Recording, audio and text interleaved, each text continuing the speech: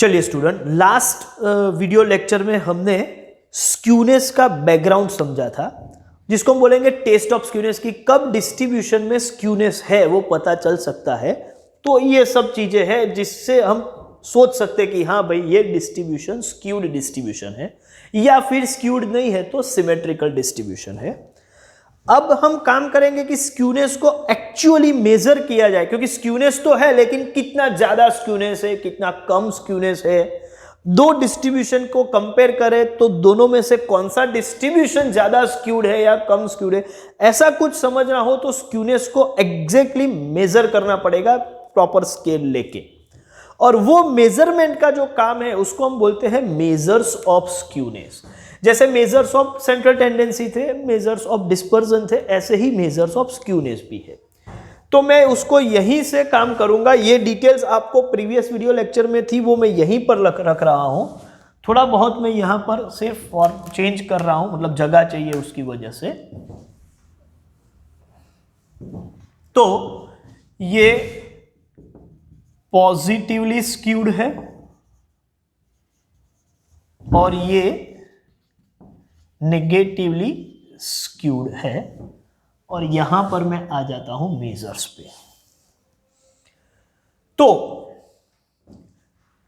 Distribution skewed है तो कितना है उसका मेजर करना हो तो मेजर्स ऑफ स्क्यूनेस पढ़ने पड़ेंगे। और ये जो मेजर्स है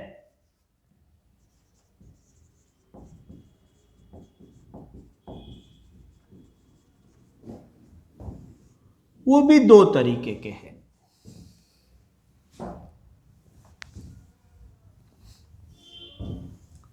या तो वो एब्सोल्यूट मेजर्स होंगे या फिर वो रिलेटिव मेजर्स होंगे।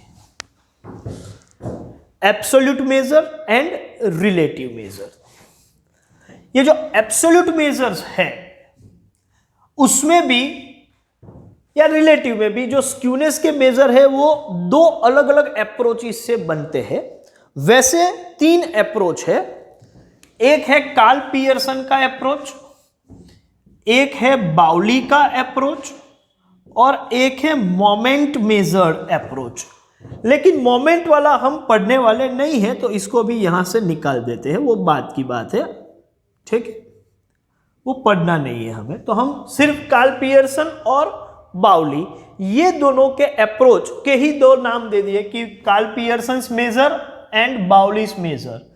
तो जो मेजर है वो दो नाम से हम काम करते हैं, या तो वो कार्ल पियर्सन का मेजर है या तो वो बाउली का मेजर है। अब एब्सोल्यूट मेजर जो है उसको हम बोलेंगे स्क्यूनेस, और जो रिलेटिव मेजर है उसको हम बोलेंगे coefficient of skewness. Absolute major को स्क्यूनेस बोलेंगे और रिलेटिव मेजर को कोएफिशिएंट ऑफ स्क्यूनेस बोलेंगे। कार्ल पियर्सन ने बहुत सीधा साधा काम किया है और बहुत ही अच्छी बात बताई उसने कि भाई डिस्ट्रीब्यूशन में मीन मीडियन मोड की बात करें, मतलब स्क्यूनेस मेजर करना हो तो हम मीन मीडियन मोड को चेक करते हैं। मीन मीडियन मोड इक्वल है तो सिमेट्रिकल है, अनइक्वल है तो स्क्यूड है। उसमें भी ग्रेटर देन लेस देन के हिसाब से पॉजिटिवली या नेगेटिवली स्क्यूड है, वो हमें पता चल गया है। तो हम इन्हीं का यूज करेंगे। हर केस में मीडियन तो बीच में ही रहता है। जैसे कि एक्स बार और जेड की बात करें तो एक्स बार की वैल्यू, मीन की वैल्यू सबसे ज्यादा है और मोड की वैल्यू सबसे कम है, जबकि यहां मीन की वैल्यू सबसे कम है और मोड की वैल्यू सबसे ज्यादा। मतलब एक्सट्रीम पर तो मीन और मोड है, मीडियन तो वैसे भी बीच में आ रहा है तो उसको चेक करने की जरूरत नहीं है। कार्ल पियर्सन ने बोला कि हम स्क्यूनेस मेजर करेंगे, सिंपल सा अप्रोच होगा, एक्स बार और मोड ये दोनों को चेक करेंगे। मोड के लिए हम नोटेशन सपोज यूज कर रहे हैं MO, तो मीन और मोड के बीच का डिफरेंस निकालेंगे। देखो मीन और मोड के बीच का ही डिफरेंस निकालना है। अब समझ के चलो कि मीन माइनस मोड जब मैं करूंगा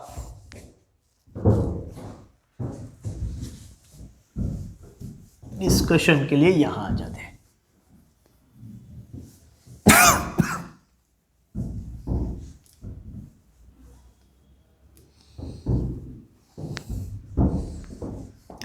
मीन माइनस मोड जब हम कैलकुलेट करेंगे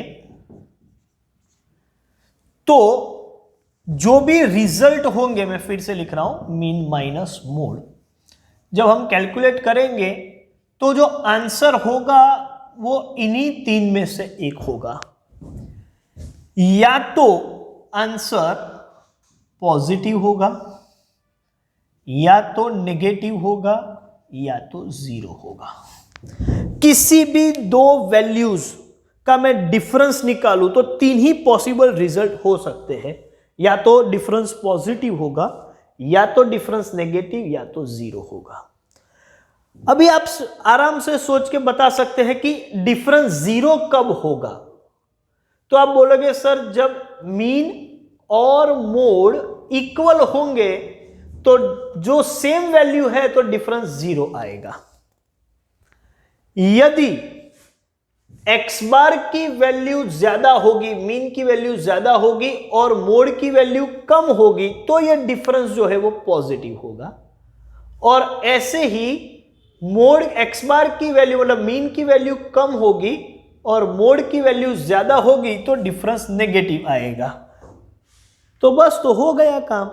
आप डिफरेंस निकालो, डिफरेंस पॉजिटिव है तो distribution positively skewed. Positively skewed distribution में हमेशा मीन ग्रेटर देन मोड ही होता है।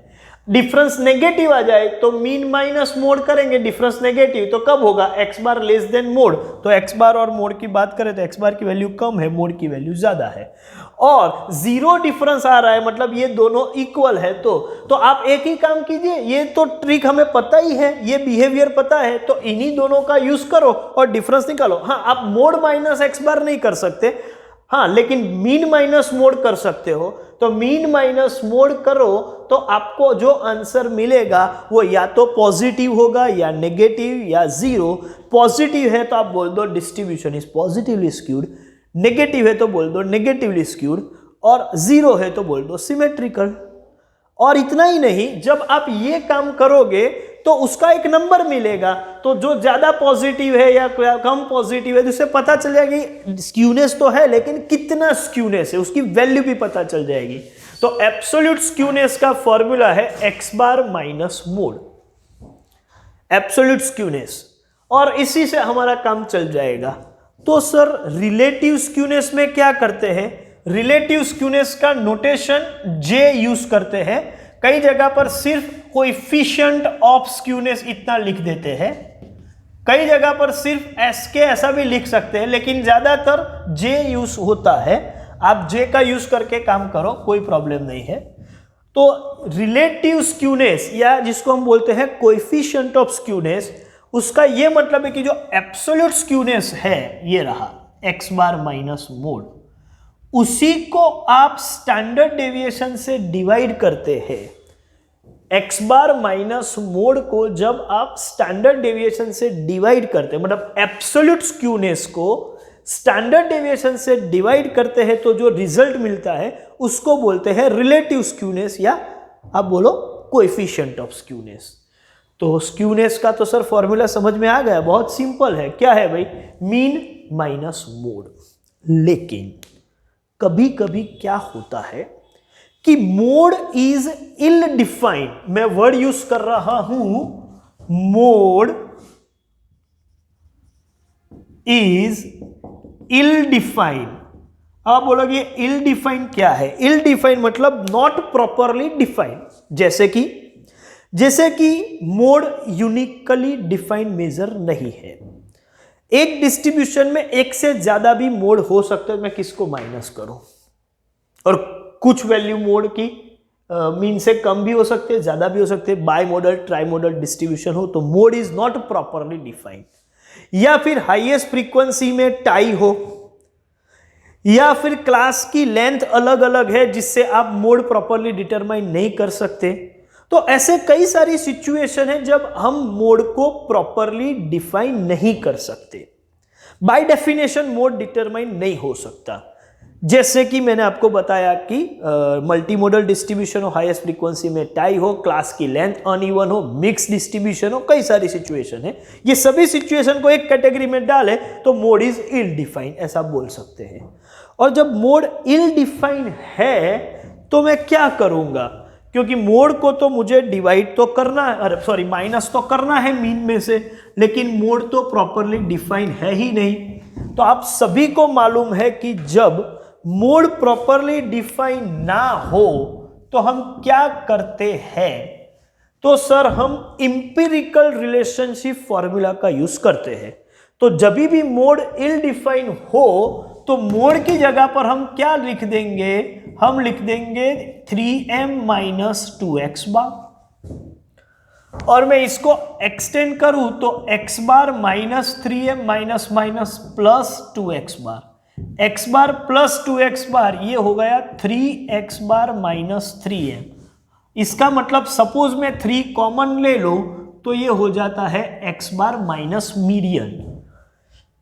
तो फॉर्मूला यही है x बार माइनस मोड, लेकिन मोड इल डिफाइन है तो इंपिरिकल फॉर्मूला का यूज करने की वजह से ये फॉर्मूला कन्वर्ट होके यहां चेंज होके ये फॉर्मूला बन गई 3 into x bar minus M. तो कार्ल पियर्सन के हिसाब से ये तो एक फॉर्मूला है ही, कार्ल पियर्सन ने ही इंपिरिकल रिलेशनशिप फॉर्मूला दिया था कि भाई मोड इल डिफाइन हुआ तो क्या, तो उस वक्त हम यूज करेंगे formula 3 into x bar minus median. लेकिन ये कब यूज करेंगे, जब मोड इल डिफाइन होगा तब। मतलब ये स्टार मैंने इसकी वजह से लिया है कि इसका काम यहां पर है। तो फॉर्मूला 2 नहीं है, फॉर्मूला एक ही है, लेकिन सिचुएशन के हिसाब से कौन सी फॉर्मूला हम अप्लाई करेंगे वो हमें डिटरमाइन करना है। कि मोड परफेक्टली डिफाइन है तो हम ये फॉर्मूला का यूज करेंगे, और मोड इल डिफाइन है तो हम ये फॉर्मूला का यूज करेंगे। कार्ल पियर्सन ने स्क्यूनेस के लिए 2 फॉर्मूला दी है ऐसा नहीं है, लेकिन कार्ल पियर्सन के हिसाब से फॉर्मूला एक ही है, लेकिन मोड का प्रॉब्लम है कि मोड इल डिफाइन बन रहा है, तो उसकी वजह से हम ये दूसरी फॉर्मूला लिख रहे हैं। अल्टीमेटली इसी पर से एक्सटेंड करके ये फॉर्मूला हमने बनाई है। जब मोड इल डिफाइन होता है तो हम इंपिरिकल रिलेशनशिप का यूज करते हैं और उसके हिसाब से ये फॉर्मूला हुई। तो सर रिलेटिव मेजर में, यस रिलेटिव मेजर में तो वही काम करना है, इसमें भी और आ जाएगा ना, हाँ बिल्कुल, लेकिन उसका मतलब यह है कि जो एब्सोल्यूट है मतलब 3 into x bar minus M, उसी को डिवाइड बाय स्टैंडर्ड डेविएशन करना है। मतलब जो एब्सोल्यूट मेजर है उसको स्टैंडर्ड डेविएशन से डिवाइड करो तो रिलेटिव कोएफिशिएंट ऑफ स्क्यूनेस मिल जाएगा। तो ये पैटर्न में हो तो भी डिवाइड बाय एस, ये पैटर्न में हो तो भी डिवाइड बाय एस। ये कब यूज होगा, ऑब्वियस है मोड इज इल डिफाइन, तब ये यूज कर देंगे। तो लो भाई, कार्ल पियर्सन के हिसाब से स्क्यूनेस और उसका कोएफिशिएंट निकालना हो तो कैसे निकाल सकते हैं। फॉर्मूला खत्म हो गई, एक मेजर भी खत्म हो गया। ये है फॉर्मूला एब्सोल्यूट स्क्यूनेस के लिए mean minus mode, relative skewness के लिए absolute skewness divide by standard deviation, मतलब mean minus mode divide by S. यदि मोड इल डिफाइन हो तो फॉर्मूला थोड़ी मॉडिफाई करेंगे और 3 times x bar minus median करेंगे, और रिलेटिव में एब्सोल्यूट जो है उसी से डिवाइड बाय स्टैंडर्ड डेविएशन, वो रूल मेंटेन करेंगे। लेकिन एब्सोल्यूट हमने निकाला है मोड इल डिफाइन में 3 into x bar minus M से, तो उसी को लेंगे और डिवाइड बाय स्टैंडर्ड डेविएशन करेंगे। मुझे लगता है कि कार्ल पियर्सन का जो अप्रोच है वो आप सभी को प्रॉपरली समझ में आ गया है, कुछ भी समझने का बाकी नहीं है कार्ल पियर्सन के पॉइंट ऑफ व्यू से। हाँ, कार्ल पियर्सन का स्क्यूनेस जो है वो सबसे बेटर स्क्यूनेस है, मतलब उसी से काम करना चाहिए, मोर साइंटिफिक है। लेकिन उसको भी कई लोगों ने बोला कि ठीक है कार्ल पियर्सन ने तो अपना अप्रोच बताया है, लेकिन हम किसी और अप्रोच से भी स्क्यूनेस जज कर सकते हैं। आंसर सेम नहीं आएगा, आंसर डिफरेंट आ सकते हैं, क्योंकि इसका अप्रोच अलग है, इसका अप्रोच अलग है। और दूसरा जो नाम है वो है बाउली। तो बाउली ने क्या किया, अप्रोच थोड़ा चेंज कर दिया। उसने मीन मीडियन मोड या मीन और मोड को बेस नहीं बनाया, उसने पोजिशनल मेजर को बेस बनाया।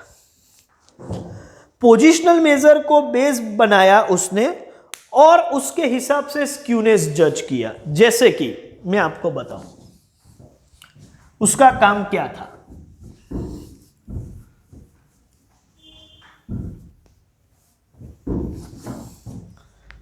उसके हिसाब से Q3 और मीडियन का डिस्टेंस जो है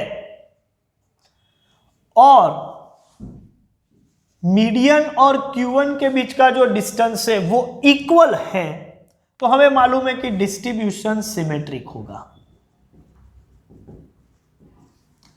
लेकिन ये वैल्यू ग्रेटर है तो डिस्ट्रीब्यूशन होगा पॉजिटिवली स्क्यूड,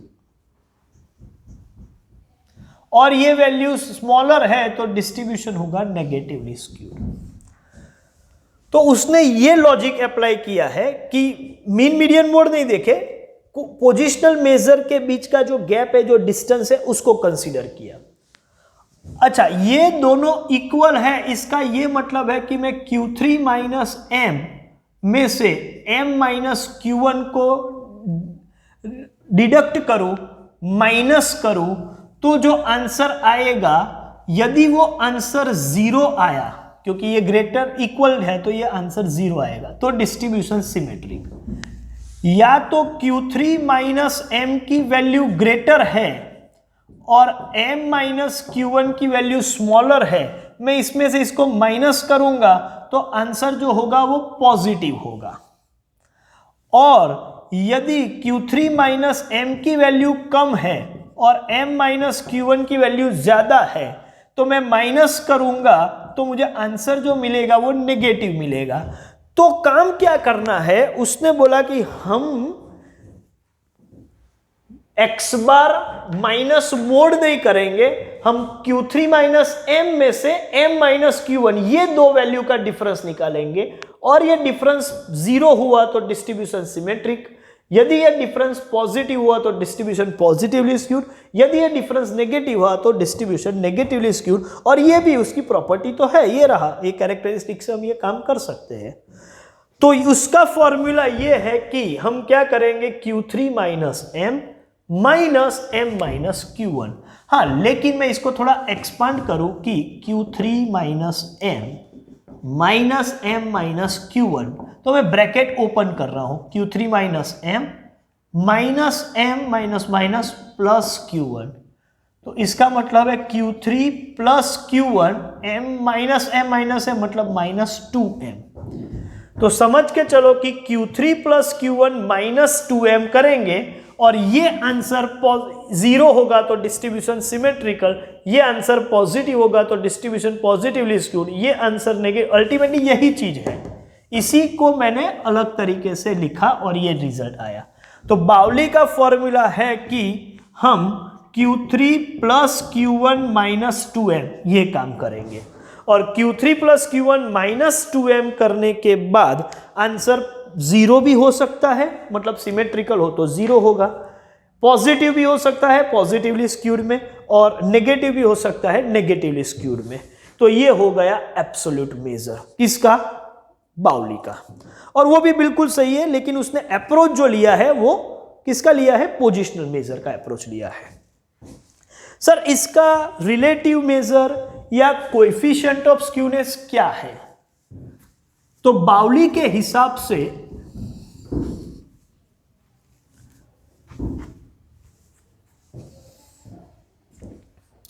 जो कोएफिशिएंट ऑफ स्क्यूनेस है वो है Q3 minus M minus Q1, जो कि ये ही है, Q3 plus Q1 minus 2M ही है। ये एब्सोल्यूट जो है उसी को डिवाइड करो Q3 minus M plus M minus Q1, मतलब ये दोनों का डिफरेंस के डिवीजन में ये दोनों का समेशन लिखना है और कुछ नहीं है। अभी मैं इसको थोड़ा ज्यादा एक्सटेंड करूं तो ये होगा क्या, Q3 plus Q1 minus 2M upon, इसको मैं ब्रैकेट ओपन भी कर दूं, सपोज यहां ओपन करके ही लिखूं, तो आपको मालूम है कि नेगेटिव m और पॉजिटिव m कैंसिल हो जाएंगे, तो क्या बचेगा, Q3 माइनस Q1। तो जो एब्सोल्यूट मेजर है, एब्सोल्यूट मेजर कौन सा, J के लिए मैं बता रहा हूं, Q3 plus Q1 minus 2m, उसको मैं Q3 माइनस Q1 से डिवाइड कर दूं तो आपको मिल जाएगा रिलेटिव मेजर। अल्टीमेटली डायरेक्टली हम ये लिखेंगे, लेकिन प्रोसेस ये है, इस तरीके से वो डिजाइन हुआ था और कुछ नहीं। तो रिलेटिव मेजर भी मिल गया बाउली का। तो ये एक अप्रोच है कार्ल पियर्सन का, दूसरा अप्रोच है बाउली का, तीसरा एक है मोमेंट मेथड, या मेथड मान के चलो या अप्रोच मान के चलो, लेकिन वो अभी हमें पढ़ना नहीं है, ठीक है, तो इसको अभी रहने देते हैं। हमको सिर्फ अभी ये दो ही देखने हैं, कार्ल पियर्सन का अप्रोच और बाउली का अप्रोच। सर दोनों अप्रोच में से अच्छा अप्रोच किसका है, और क्वेश्चन में हमें कौन से अप्रोच से जाना चाहिए, मैं आपको बताऊं। क्वेश्चन में सिर्फ आपको इतना बोला है कि फाइंड कोएफिशिएंट ऑफ स्क्यूनेस, तो आपको पता ही नहीं है कि कौन सी मेथड से, कार्ल पियर्सन की या बाउलीज मेथड, कौन सी मेथड यूज करें, ऐसा इंस्ट्रक्शन नहीं है। तो इसके लिए मैं आपको बता दूं कि क्या करना होता है। कोई भी इंफॉर्मेशन नहीं है तो आपको चेक करना होगा कि डिस्ट्रीब्यूशन ओपन एंडेड है, क्योंकि आपको मालूम है कि ओपन एंडेड डिस्ट्रीब्यूशन जो होता है वो पोजिशनल मेजर को फेवर करता है। ओपन एंडेड डिस्ट्रीब्यूशन है तो मैं Q3 Q1 पोजिशनल मेजर का यूज करके, मतलब बाउलीज मेथड से जाऊंगा। लेकिन डिस्ट्रीब्यूशन ओपन एंडेड नहीं है, बाकी कोई भी सिचुएशन है, तो बेस्ट मेजर कौन सा है, कार्ल पियर्सन का, तो हम उसी का यूज करेंगे। तो मोस्ट अप्रोप्रिएट मेथड जो है वो ओपन एंडेड डिस्ट्रीब्यूशन के लिए Bowley, and in all other case Karl Pearson. So if nothing is specified and distribution is not open ended, then go for Karl Pearson, and if it is specified तो उसके हिसाब से, ठीक है। और open ended distribution है तो specify करने की जरूरत ही नहीं है, उस वक्त आपको बाउली से ही काम करना है। कभी कभी जो बोलेंगे उस हिसाब से हम काम करेंगे, इंस्ट्रक्शन में जो भी दिया होगा वो निकालेंगे। तो ये पूरा डिस्कशन हमने कर लिया। तो कार्ल पियर्सन का भी अप्रोच हमने समझ लिया, बाउली का अप्रोच भी समझ लिया। अब एक चीज एडिशनल जो है, बहुत छोटी सी चीज है, वो समझ लेते हैं कि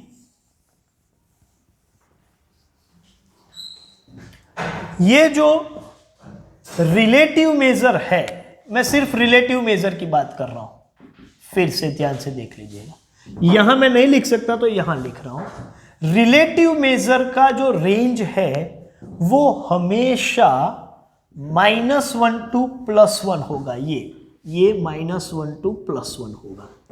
मतलब Karl Pearson coefficient of correlation की वैल्यू हमेशा -1 से +1 की रेंज में ही रहेगी।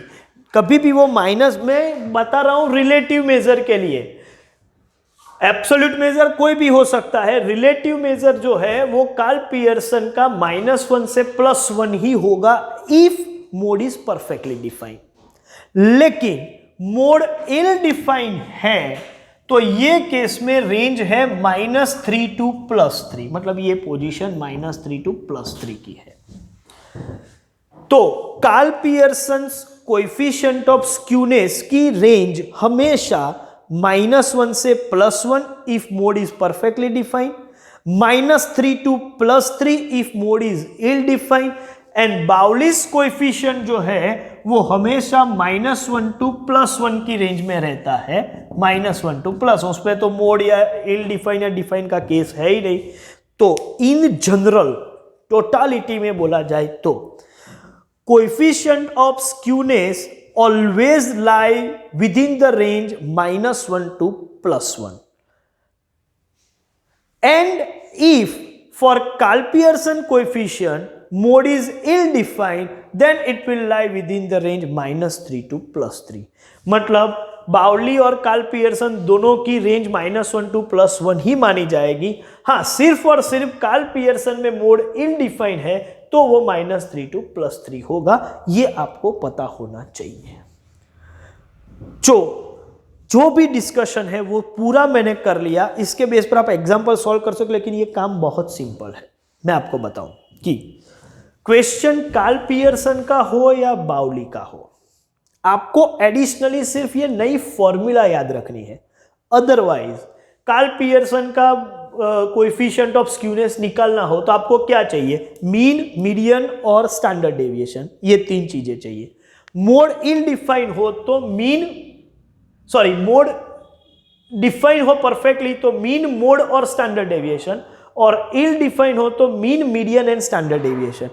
आपको मीन कैसे निकालना है, मीडियन कैसे निकालना है, स्टैंडर्ड डेविएशन कैसे निकालना है, ये पहले ही हम पूरा डिटेल में पढ़ चुके हैं, कुछ नई बात नहीं है। Mean, median, mode, standard deviation निकालना नई बात नहीं है, वो तो हम पिछले 2 चैप्टर से काम करते हुए आए हैं। नया क्या है? नया सिर्फ ये फॉर्मूला है। इसका मतलब ये फॉर्मूला अप्लाई करने से पहले वर्किंग में हमें mean, median, mode, raw data हो, डिस्क्रीट डेटा हो या ग्रुप डेटा उसके निकालने पड़ेंगे, या कभी स्टैंडर्ड डेविएशन निकालना पड़ेगा, या तो बाउली का फॉर्मूला यूज कर रहे हैं तो Q3, Q1 और मीडियन निकालना पड़ेगा। लेकिन ये भी नई बात नहीं है। How to find quartile 3 and quartile 1 और median with raw data, discrete और group data, so many questions we have completed. इसका ये मतलब है कि ये जो नया चैप्टर है वो टेक्निकली सिर्फ और सिर्फ इतना ही नया है। बाकी का काम जो प्रोसीजर है उसके बाद तो फॉर्मूला अप्लाई करेंगे, तो फॉर्मूला में तो सिर्फ फिगर डाल के कैलकुलेशन ही करना है और कुछ करना नहीं है। इसका ये मतलब है कि आज का ये डिस्कशन देखो तो ये दोनों वीडियो लेक्चर आपने ध्यान से देखे हो तो मैं गारंटी के साथ बोल सकता हूं कि स्क्यूनेस वाला पूरा टॉपिक हमने खत्म कर दिया है। सिर्फ और सिर्फ उसका प्रैक्टिकल क्वेश्चन सॉल्व करना बाकी है, और उसमें भी नया कुछ नहीं कर रहे हैं, नई सिर्फ ये फॉर्मूला है। बाकी मीडियन निकालो, मोड निकालो, या स्टैंडर्ड डेविएशन निकालो, या मीन निकालो, या फिर क्वार्टाइल 1, क्वार्टाइल 3, ये सब निकालना जो है वो पहले से एन नंबर ऑफ एग्जाम्पल्स या कई सारे एग्जाम्पल्स हमने कवर कर लिए हैं। तो मुझे लगता है कि पूरा चैप्टर का ही डिस्कशन वैसे देखा जाए तो यहाँ खत्म हो गया। जितनी भी चीज़ें उसके एनसीलेटेड थी वो सब हमने कवर कर ली। फिर से एक बार मैं बता दूं कि डिस्ट्रीब्यूशन सिमेट्रिकल का मतलब होता है लैक ऑफ स्क्यूनेस, और डिस्ट्रीब्यूशन स्क्यूड है इसका मतलब होता है लैक ऑफ सिमेट्री। ये दोनों के हिसाब से हमें आगे बढ़ना है, और सिमेट्रिकल नहीं है और स्क्यूड है तो वो पॉजिटिव या नेगेटिव होगा।